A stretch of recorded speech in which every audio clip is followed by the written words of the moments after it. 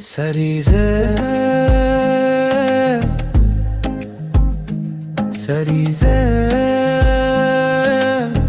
استاد شاله هر رنگ کرشه یو په پیغام راتشی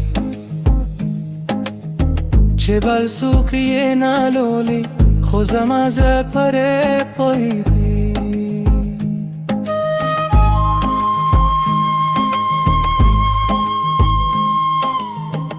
دل چشین شال دیوا چوی امید में بیارا ویشی سپین شال دید داغونده زما پر زارا راخ برشی دوربات نرمز پاکه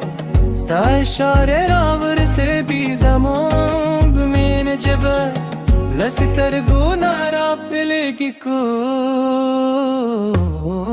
ستا شال په جبه ای وازیز په جنم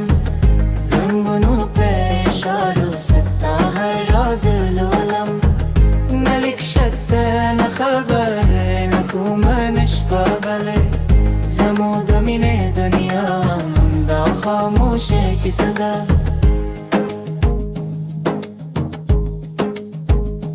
بند دو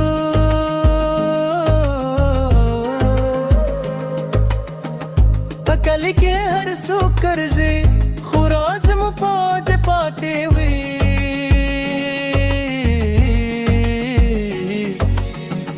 یہ مسکا یہ شال زمود زرون لاروی سپود نمو شادوی ستوری ممل گرشی هر شب پا خاموش که من نور مبجور رشی بری اشته وقت بدلم شی کلاری وارسی پاتری شاعر دی در زمان سر پاتشی استاد شال په جبه زما دزر سندرده هر رندیگه وفا مشکال سپایر مرمیده طرف چه سالرم داراز بجندی ساتم استاد شال په خاموش گره خطر طولم لگم